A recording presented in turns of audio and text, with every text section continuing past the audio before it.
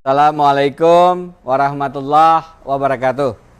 Dangsana Kalimantan Selatan Seberataan.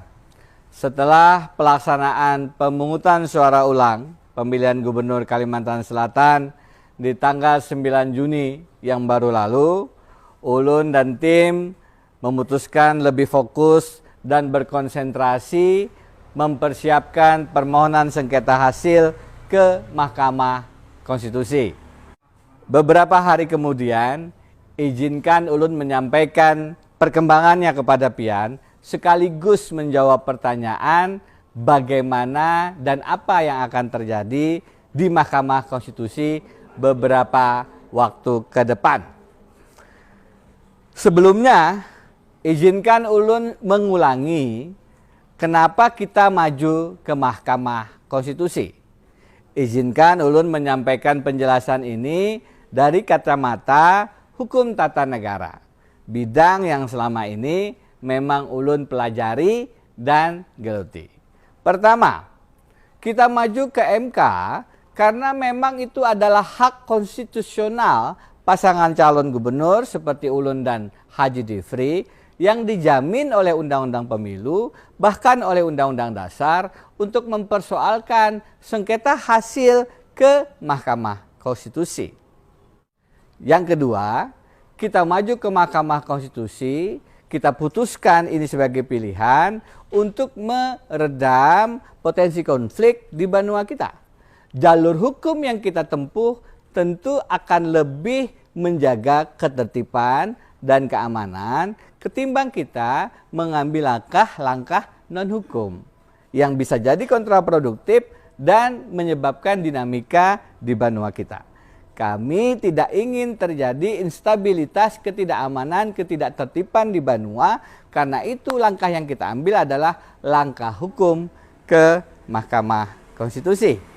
Yang ketiga, Mahkamah Konstitusi kita pilih semakin menegaskan bahwa Ulun dan Haji Difri, H2D, tidak membuka ruang kompromi, tidak membuka ruang negosiasi, tidak membuka ruang transaksi.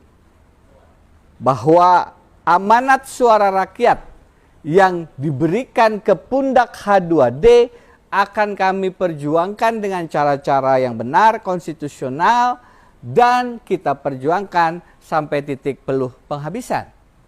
Bisa saja kami tidak maju ke MK setelah 9 Desember. Atau kami tidak maju ke MK setelah 9 Juni. Pernah terjadi di tahun pemilu gubernur sebelumnya, tidak ada yang maju ke Mahkamah Konstitusi. Dugaannya, Ulun ulangi, dugaannya di balik tidak majunya itu ada ruang-ruang transaksi yang kemudian menyebabkan suara rakyat menjadi diperjualbelikan. H2D berbeda prinsip.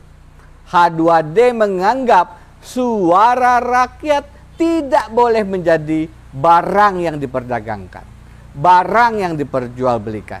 H2D menganggap suara rakyat adalah amanat yang harus diperjuangkan, dan karenanya Mahkamah Konstitusi menjadi forum yang wajib untuk dilakukan agar disitulah ditentukan siapa Gubernur Kalimantan Selatan. Itu alasan secara hukum tata negara. Mungkin bisa juga kita ambil dari sisi alasan yang sekarang sedang populer, sepak bola. Mumpung ada pertandingan sepak bola Eropa. Siapa tim favorit Pian? Yang jelas kalau Ulun dari awal mendukung CR7, Cristiano Ronaldo. Ya, mudah-mudahan yang menang tim yang terbaik lah. Dari segi sepak bola, kalau pertandingan dimenangkan oleh tim terbaik secara sportif dengan cara-cara yang fair, maka kemenangannya, kejuaraannya itu tidak layak dipersoalkan dan memang tidak layak untuk digugat.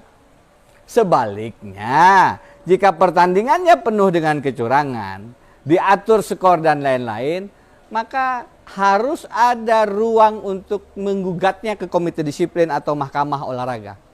Nah, kalau wasitnya tidak netral, tidak profesional, tidak memberikan hukuman kepada pelanggaran. Kalau pemain sepak bolanya kawa disuap, kawa disogok, kawa ditukari. Kalau skor pertandingan kawa diatur, berapa angkanya kawa dinaikkan, kawa diturunkan, maka adalah sangat layak jika hasil pertandingan sepak bola semacam itu digugat melalui forum-forum pengadilan yang disediakan dalam sistem sepak bola. Dalam sistem pemilu, pengadilan itu dinamakan Mahkamah Konstitusi. Tanggal 9 Desember kami gugat hasilnya dan Mahkamah Konstitusi mengatakan memang terjadi beberapa kecurangan dan karenanya diadakan pemungutan suara ulang. Tanggal 9 Juni kami yakini banyak sekali dugaan kecurangan. Masif malah terjadinya pembagian uang. Kalau ada yang mengatakan tidak, ya mari sama-sama kita buktikan di pengadilan. Tinggal ditanyakan kepada beberapa pemilih di beberapa wilayah. Akan sangat mudah menemukan pengakuan bahwa memang uang dihamburkan dengan sangat masif dan sistematis.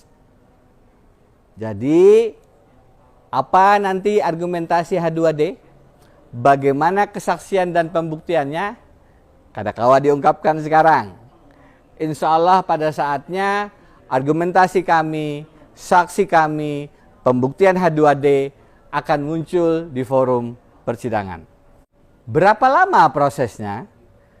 Kurang lebih 1 bulan. Pertama, gugatan akan dimasukkan 3 hari setelah penetapan KPU Provinsi hasil suara PSU. Dari situ kemudian berproses, ada perbaikan permohonan, ada pemeriksaan pendahuluan, dan kalau diputuskan bisa diperiksa pokok perkaranya, maka baru akan ada pemeriksaan saksi dan bukti. Lebih kurang semua prosesnya insya Allah akan selesai dalam 1 bulan. Jadi H2D meminta maaf, meminta ampun, minta rela pian seberataan untuk bersabar 1 bulan. 1 bulan ini akan menentukan beberapa tahun nasib Kalimantan Selatan ke depan. Kita bertahan 1 bulan untuk menunggu putusan Mahkamah Konstitusi. Mudah-mudahan Mahkamah Konstitusinya juga bisa kita jaga agar terhindar dari keinginan pihak-pihak yang melakukan transaksi. Karena itu yang biasanya kemudian kembali menjauhkan keadilan dari pengadilan kita.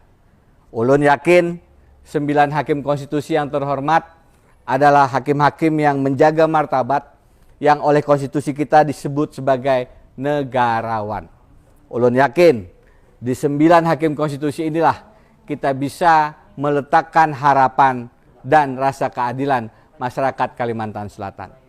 Lebih kurang 2 tahun sudah kita berjuang beimbayan dan menyuarakan pemilihan gubernur yang adil tanpa politik uang.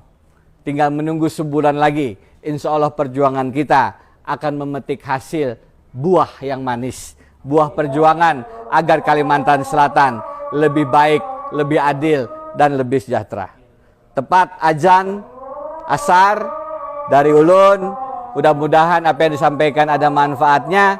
Billahi taufik wal hidayah. Wassalamualaikum warahmatullahi wabarakatuh.